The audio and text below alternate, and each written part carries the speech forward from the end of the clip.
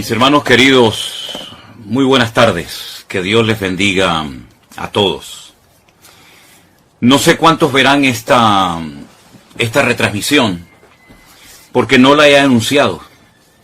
Pero son tantas las llamadas, son tantos los hermanos que se están poniendo en contacto conmigo a través de Facebook, del correo electrónico, de llamadas, preguntándome por el tema de Israel, que yo, si me permite, me veo un poco en la obligación de hacer esta retransmisión. Ya digo, no sé cuántos hermanos se van a estar conectando, porque no lo he anunciado. El Señor ha puesto en mi corazón que ahora mismo entre en directo y veo que se están conectando muchos hermanos. Si quieren avisar a los hermanos, a los contactos que ustedes tienen, pues como ustedes sientan en su corazón. Miren, hermanos, el tema en Israel no está en este momento nada fácil, porque según las últimas informaciones a través de hermanos, desde bien temprano en la mañana hasta hace prácticamente unos minutos, parece ser que también por la parte norte Israel está siendo atacada con estos pequeños drones que causan mucho daño, y ya se ha abierto un nuevo frente. No solamente estamos hablando de enfrentarse con los terroristas de Hamas en la parte sur, en la franja de Gaza, sino que también se está hablando de que por la parte norte también Israel está comenzando a tener problemas, y ha habido ataques y alguna incursión por tierra también de algunos terroristas, en este caso de otro grupo también que se llama Hezbollah, que está tremendamente armado, financiado por Irán, y que lleva muchos años en el norte de Israel presumiendo de tener miles. Ellos hablaban de 150.000 misiles. Bueno, no sé si será verdad o no, pero lo que está bien claro que este ejército de Hezbollah en el norte es un ejército muy bien preparado, con muchas armas, y no es la primera vez que se enfrentan a Israel. Hay temor, hay mucha incertidumbre acerca de lo que va a pasar. Mi hermana querida Susana, desde Galilea, me llamaba esta mañana y hablábamos un buen rato, y me comentaba cómo está la situación. Ya digo, hay mucha incertidumbre, mucho temor. 300.000 personas que forman parte de la, digamos, de la reserva, personas que han estado en el ejército, pero que han vuelto a ser llamados para apoyar a los que están allí combatiendo, han sido llamados. En fin, todo esto está moviendo, está sacudiendo las estructuras, no solamente de Israel, sino que está el Señor hablándonos y dándonos un mensaje, yo creo, muy claro. Yo dije en cierta ocasión, en los días del confinamiento, ¿se acuerdan ustedes? Por allí, por marzo del 2020, que Dios le estaba hablando al mundo con lo que estaba sucediendo. Pero, sobre todo, era un tiempo especial para que la iglesia recapacitara y reflexionara acerca de lo que estaba pasando. Aquellos hermanos que me decían o que decían, no tengo tiempo para orar, para leer la Biblia, para estudiar la palabra, yo les dije, pues vais a ver cómo vais a tener tiempo. Ahora vais a tener bastante tiempo, porque vais a estar encerrados muchos días, semanas y probablemente hasta meses, para que esa excusa de que no tengo tiempo ya sea desterrada definitivamente de vuestras vidas. Por lo tanto, yo creo que en aquellos meses, en aquel tiempo, 2020, el Señor estuvo tratando con la iglesia, con cristianos tibios, cristianos que se habían dejado de congregar por diferentes motivos, muchas personas que comenzaron a leer la Biblia por primera vez en su vida y tuvieron un encuentro personal con Cristo. Y bueno, y de aquellos días, de aquella temporada, surgió lo que todos conocemos como la iglesia virtual, formada por centenares y centenares de hermanos de todas partes del mundo que se acercaron al Señor, gente que se entregó a Cristo en aquellos días, y nació la iglesia virtual, que hasta el día de hoy pues sigue siendo un instrumento tremendamente poderoso en las manos del Señor, y ahí surgieron iglesias y obreros y lugares de culto y tantas cosas que podríamos mencionar. Ahora el tiempo es diferente. Ahora nosotros, por lo menos en esta parte del mundo, no estamos encerrados, pero sí están encerrados en sus hogares los habitantes de Israel, que no pueden salir a las calles, no pueden ir los chicos a estudiar a la escuela, no pueden las personas ir a trabajar a sus trabajos porque el país está en guerra. Pero yo siempre también he dicho, y solamente lo recuerdo, que lo natural es un reflejo de lo espiritual. Repito, lo natural es un reflejo de lo espiritual. ¿Qué está pasando en lo natural? Cosas terribles. Hemos visto imágenes que nos han dejado a todos con los pelos de punta, y otras muchas que no hemos querido publicar. Y todo esto, la pregunta es, ¿Dios lo ha permitido, sí o no? ¿O es que aquí el diablo puede hacer lo que le da la gana, cuando le dé la gana y cuando quiera y donde quiera? Yo creo que el que controla la historia, el que quita y pone reyes, el que permite o impide cosas es nuestro Dios. Y el diablo no puede hacer nada sin permiso de Dios. Siempre recuerden eso. El diablo no puede hacer nada sin permiso de Dios. ¿Se acuerdan cuando el endemoniado Gadareno, los demonios que habitaban en él, le pidieron permiso al Señor para entrar en aquella piara, en aquel hato de cerdo? ¿Se acuerdan ustedes? Bueno, pues ahí tienen un ejemplo. El diablo está sometido a Dios. Libro de Job, léanlo detenidamente, léanlo tranquilamente, y se van a dar cuenta que Satanás actuaba hasta donde el Señor le permitía actuar, porque el diablo no es un ser, digamos, autónomo, que puede hacer lo que le dé la gana, sin darle cuentas a nadie, ni muchísimo menos. El diablo es un ser que tiene que estar sometido a Dios, le guste o no, porque Dios es el que permite, el que impide, el que autoriza, el que abre o el que cierra. Y en esta ocasión, Dios ha permitido todo lo que ha sucedido. Claro, algunos dirán, bueno, pero yo no creo en eso. Es que, lo he dicho muchas veces, lo que usted crea o lo que usted opine no va a cambiar la esencia de Dios. Y Dios tiene todo el permiso y toda la autoridad para hacer lo que quiera y cuando quiera, cuantas veces le dé la gana, porque para eso es Dios.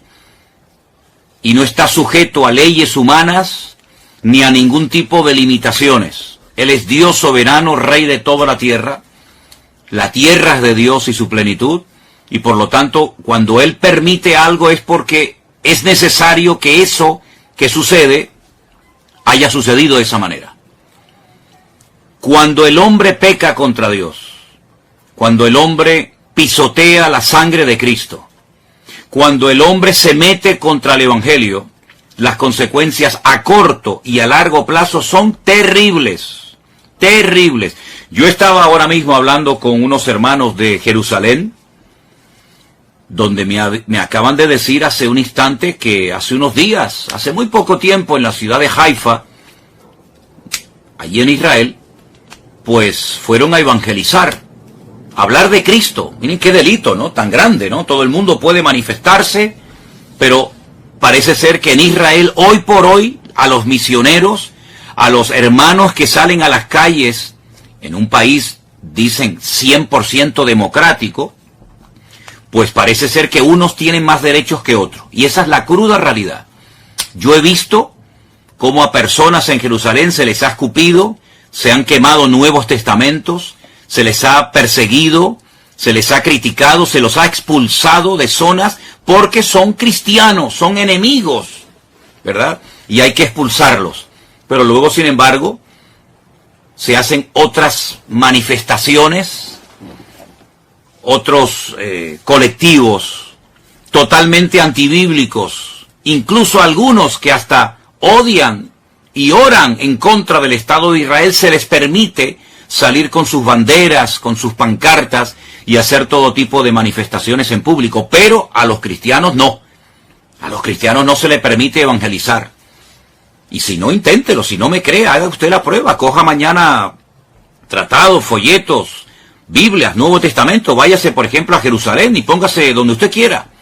A ver si usted tiene la libertad de repartir libremente. Ni se le ocurra, porque la van a expulsar y le van a impedir y la policía se le va a tirar encima. Entonces, ¿de qué estamos hablando? ¿Del pueblo de Dios? Mire, está pasando en Israel hace muchos años, no ahora, hace muchos años está pasando lo mismo que pasó en la época de la iglesia primitiva, que a los líderes religiosos no les gustaba que los apóstoles predicaran de Cristo en las calles. Los encarcelaron, los torturaron. ¿Dónde mataron a Esteban? Yo pregunto, ¿dónde mataron a Esteban? ¿Y quién mató a Esteban? A Esteban no lo mataron gentiles. ¿Qué le hicieron a Esteban? ¿Quién estaba presente en la ejecución de Esteban? ¿No estaba por ahí un jovencito, un tal Saulo de Tarso? ¿Saulo de Tarso de dónde era? ¿De Japón? ¿De Babilonia? ¿De España? ¿De dónde era Saulo de Tarso? ¿De dónde eran los que apedrearon a Pablo? ¿Quiénes eran los que le impedían a los apóstoles predicar el evangelio libremente en la ciudad de Jerusalén? ¿Quiénes eran? Ustedes saben la respuesta, está en el libro de los Hechos, solamente es cuestión de leer la Biblia. Entonces es exactamente lo mismo, pero ya no estamos en el siglo I, estamos ahora ya en el año 2023. Y todavía en Israel está prohibido evangelizar. Ustedes sabían que en Jerusalén hay una universidad de los mormones. Una universidad, unas propiedades, unas instalaciones tremendas que tuvieron que costar muchos miles, tal vez millones de dólares, no lo sé. Bueno, se les permitió hacer eso en Jerusalén con la condición de que no evangelizaran.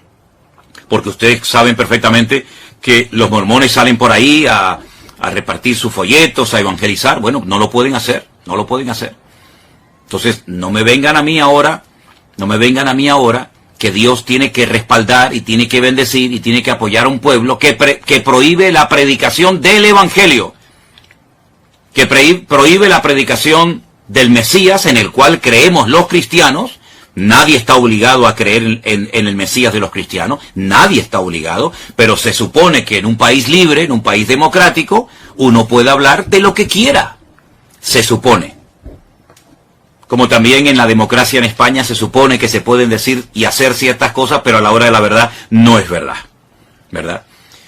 Entonces, mis queridos hermanos, eso por una parte. Por otra parte, ¿en quién se está poniendo mayoritariamente? No digo en toda la población, pero ¿en quién se está poniendo fundamentalmente la confianza en este momento, en medio de este conflicto por parte de muchos habitantes de Israel? En un señor norteamericano que apoya a ciertos y determinados colectivos que todos sabemos cuáles son y qué es lo que pretenden.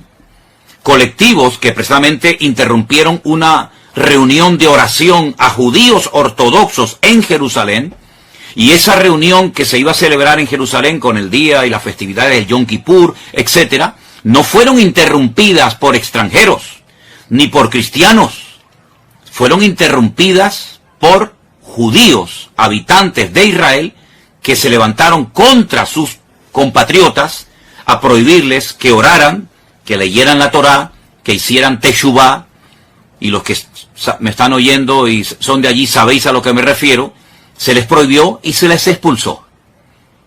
Donde se han hecho manifestaciones totalmente antibíblicas y ante los principios morales y espirituales de la colectividad religiosa de Jerusalén. ¿Dónde se han hecho esos desfiles? ¿No han sido en la ciudad santa de Jerusalén? Entonces, hermanos, cuando estas cosas ocurren, no ocurren por casualidad. Las cosas no ocurren porque al diablo se le ocurrió zarandear ahora a este país y no. Vamos a ver, las cosas ocurren con un propósito. Y ni una hoja de un árbol se mueve si no es con permiso de nuestro Dios. ¿Sí o no? ¿Cuántas veces lo hemos dicho? Que no se produce, no ocurre nada sin permiso de Dios. Y Dios ha permitido en este momento que se hiciera el ridículo. Y que la gente todavía, tanto en Israel como fuera de Israel, se estén preguntando, ¿pero qué ha pasado? ¿Qué ha pasado con el servicio de inteligencia tan poderoso que tiene Israel? ¿Qué ha pasado con los soldados? ¿Qué ha pasado? ¿Se han quedado dormidos? ¿Cómo es posible que más de 1000 terroristas se hayan infiltrado en territorio israelí y hayan hecho una masacre terrible que, aunque algunos políticos, incluida la vicepresidenta de nuestro país, de España, no ha querido condenar, y otros tantos políticos en su hipocresía y en su populismo, ¿verdad? Pues esto ha sido algo terrible. Esto me recordaba a mí a los tiempos bíblicos, cuando se peleaba contra filisteos y amorreos y aquellas matanzas y aquellas cosas terribles que nos cuenta la historia. Pues lo hemos visto hace unos días en televisión, como centenares de personas corrían despavoridas como conejos asustados por el desierto del sur de Israel y eran como presas de caza disparándoles a discreción, a diestra y a siniestra, y hemos visto cosas que ni siquiera quiero mencionar. Hermanos queridos, ¿es que acaso Dios se ha dormido? ¿Es que acaso Dios se ha olvidado de su pueblo? ¿Es que acaso Dios ya no recuerda sus promesas y sus pactos? Claro que los recuerda. El problema no es que Dios se ha olvidado de su pueblo. El problema es que su pueblo se ha olvidado de su Dios. Esa es la realidad.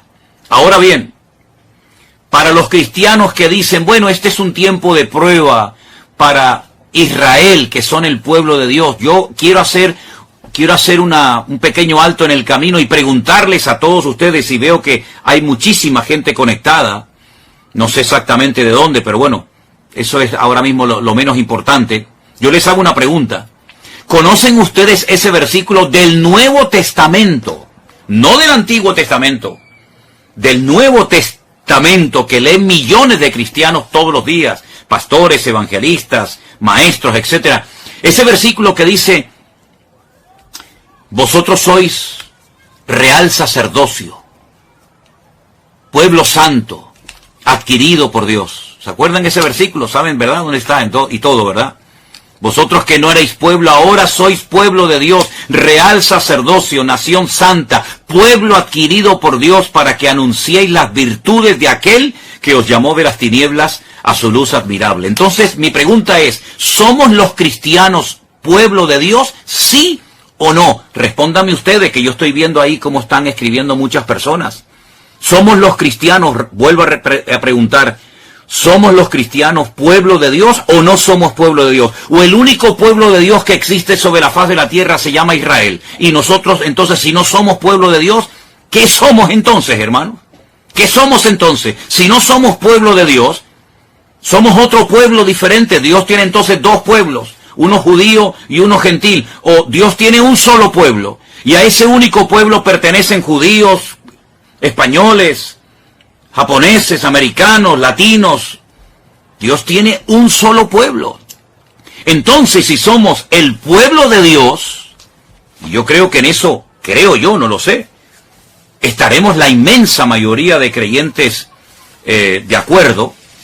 Si somos el pueblo de Dios, y veo que muchos están contestando, sí, pastor, sí, somos el pueblo, muy bien, pues entonces a todos los que están diciendo que sí somos el pueblo de Dios, y a los que no lo están contestando, pero saben que somos el pueblo de Dios, yo les quiero leer estos versículos.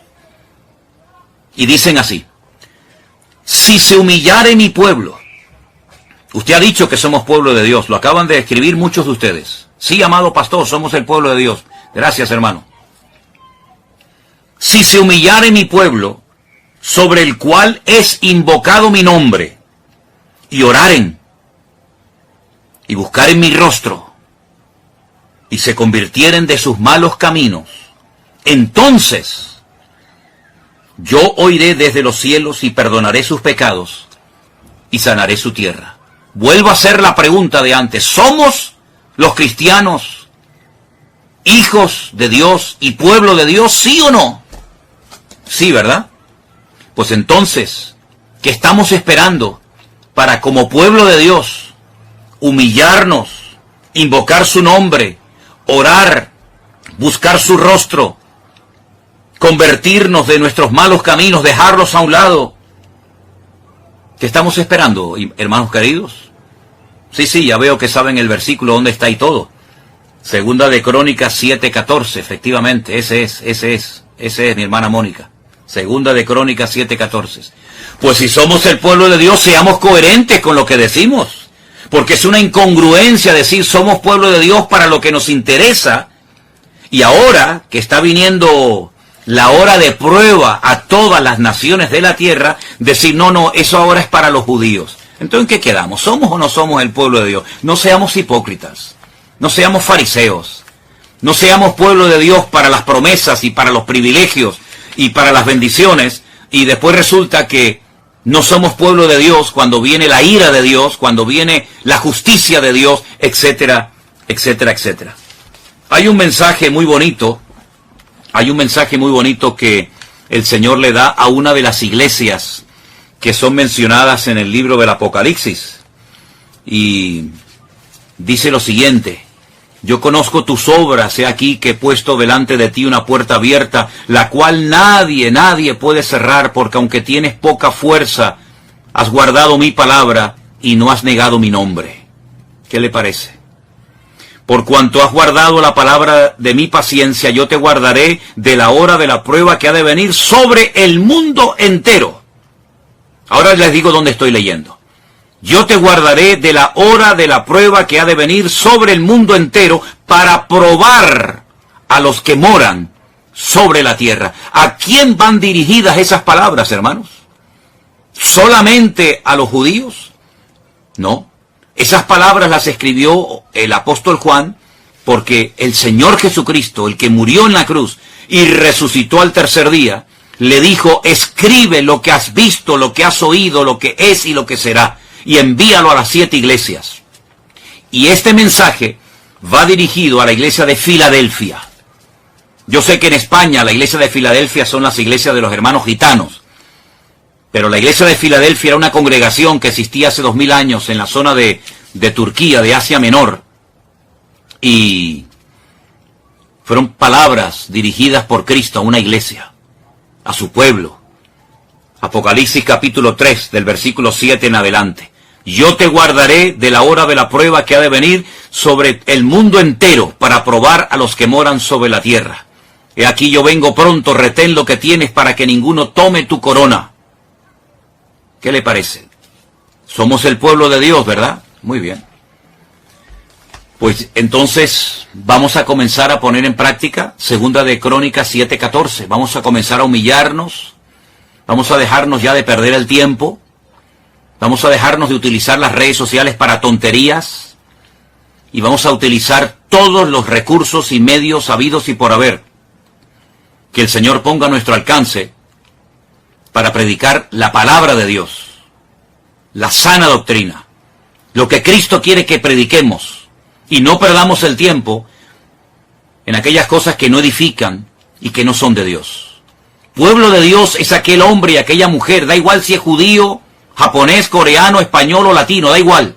Pueblo de Dios es todo aquel hombre y toda aquella mujer que ha sido, voy a utilizar un término bíblico, lavado, comprado, redimido por la sangre de Jesucristo. Esos son el pueblo de Dios.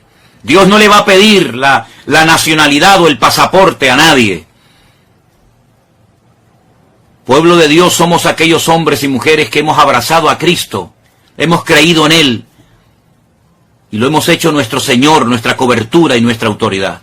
Por eso cuando yo veo al pueblo de Israel casi rogándole, suplicándole al señor Biden, al señor de los Estados Unidos, que el pobrecito ya no sé ni cómo se puede mantener en pie. Por favor, ayúdennos, no nos abandonen, no nos dejen solos. Y vemos al señor Biden saliendo y diciendo: no les vamos a dejar solos, aquí estamos nosotros. Miren, escúchenme una cosa, si no claman ahora al Dios de Israel, los que viven allí, los que necesitan ver una manifestación poderosa del poder de Dios, si no claman a Dios, sino que se refugian y miran al tío Sam y miran a América, cuando termine esta guerra, que va a terminar, por supuesto, y que Dios la va a ganar, y que Dios la va a ganar, ¿quién se va a llevar la gloria? ¿Dios? ¿O los que ayudaron al pueblo de Israel? Porque que yo sepa, el señor Biden tiene de cristiano lo que yo tengo de obispo católico. Yo soy más obispo católico, hablando, bromeando, que el señor Biden de cristiano. El señor Biden de cristiano no tiene nada. Nada. Nada. Lo que apoya el señor Biden es antibíblico. Y ahora poner la confianza en el todopoderoso tío Sam, creyendo que ellos le van a salvar. Qué error histórico tan grande está volviendo a cometer, y con todo el dolor de mi alma tengo que decir, qué dolor tan grande me produce que el pueblo de Israel, el pueblo de la Biblia, el pueblo de las promesas, el pueblo de los apóstoles, el pueblo del Mesías verdadero, el pueblo de los profetas, tenga que mirar al hombre, cuando la palabra de Dios dice, maldito el hombre que confía en el hombre. Más bienaventurado el hombre que confía, o el pueblo que confía en el Señor Dios Todopoderoso. Miren, yo les voy a pedir a los que quieran un favor.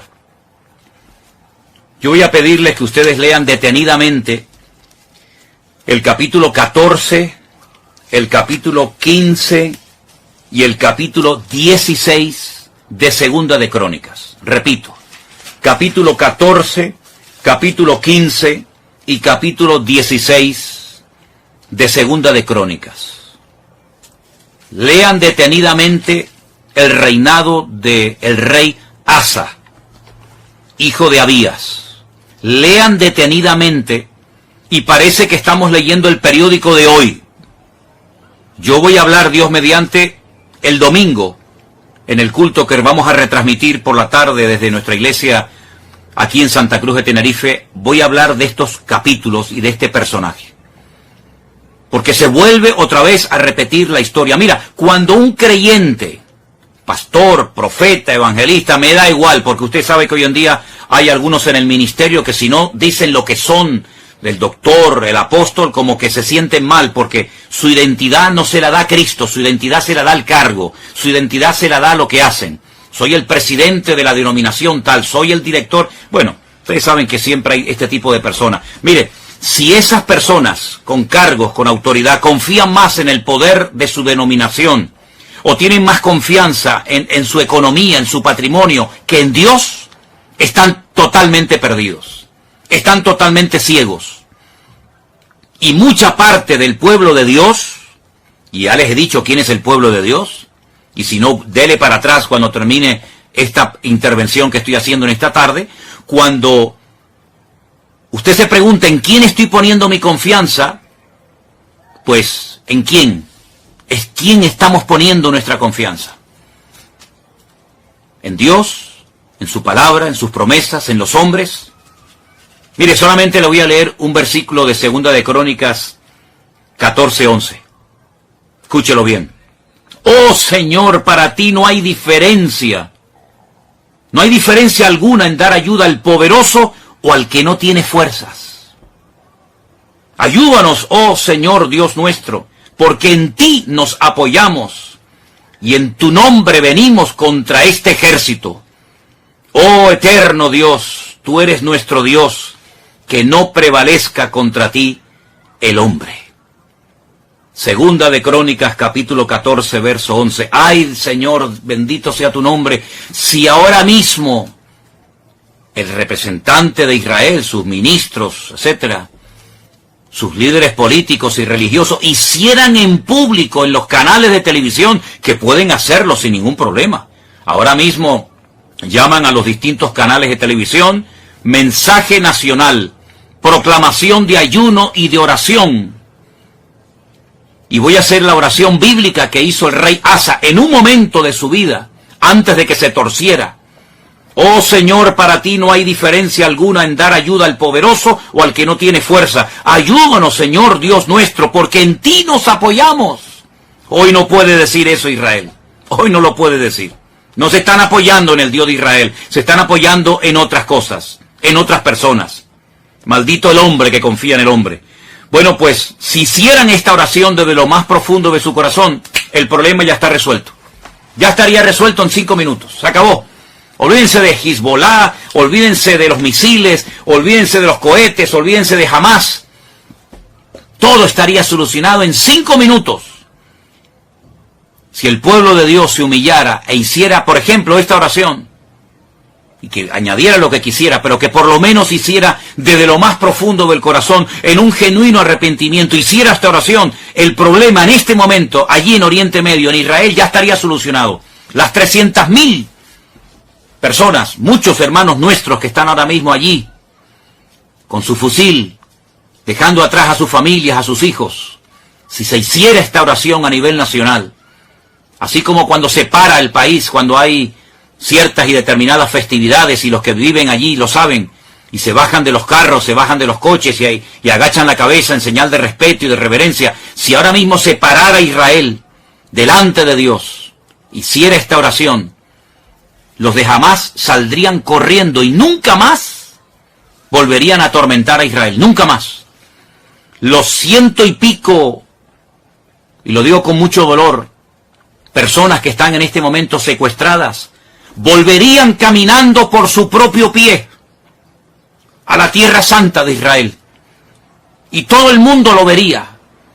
Y las televisiones estarían allí en la franja de Gaza filmando cómo viene uno y el otro, y el padre y la mamá y el niño y las familias juntas vendrían caminando, cantando y adorando al Dios de los escuadrones de Israel. Si todo Israel se humillara delante de Dios, si la iglesia de Cristo se humillara ahora, como pueblo de Dios que somos, esos 100 y pico personas que han sido vilmente secuestrados, volverían caminando y cantando. Se fueron llorando, sí, se fueron llorando, pero volverían con regocijo, glorificando a Dios. ¿Qué pasó? ¿No se acuerdan? Ustedes lean la Biblia, hermanos. Lean la Biblia. Es increíble que al pueblo cristiano se le tenga todavía que pedir y suplicar. Lean la Biblia, pero es la cruda realidad. Si ustedes leen la Biblia van a encontrar, mis amados hermanos, que cuando fueron a atacar la casa del profeta Eliseo, un hombre que no estaba armado, un hombre que no era un soldado, era un varón de Dios, un profeta del Dios Altísimo. ¿Qué le pasó? ¿Qué le pasó a los que fueron a atacarlo? No pudieron hacerle nada. Y el profeta dijo, más son los que están con nosotros que los que vienen contra nosotros. Israel necesita urgentemente ver el cielo abierto y ver la gloria de Dios. Lo que Israel necesita, mis queridos hermanos, es ver la gloria del Dios de Israel, el Dios todopoderoso, el Dios que abrió el mar rojo, el Dios que mandó fielmente cada día el maná en el desierto, la roca eterna que le seguía, de la cual bebieron todos, el Dios que tantas veces se manifestó y que de tal manera amó a este mundo que dio a su Hijo unigénito para que todo aquel que crea en Él no se pierda, mas tenga vida eterna. Está deseando sorprender al pueblo y que digan entre las naciones, grandes cosas ha hecho el Señor con estos. El Señor quiere llenar la boca de risa del pueblo de Dios, quiere traer regocijo, cántico, júbilo y alegría a su pueblo. Ahora está llorando, ahora está sufriendo, pero todo eso puede cambiar, repito, si el pueblo de Dios se humilla ahora mismo y le piden perdón a Dios por la idolatría, por los pecados terribles, por las abominaciones terribles que ha estado cometiendo y siguen cometiendo, por las blasfemias que han cometido.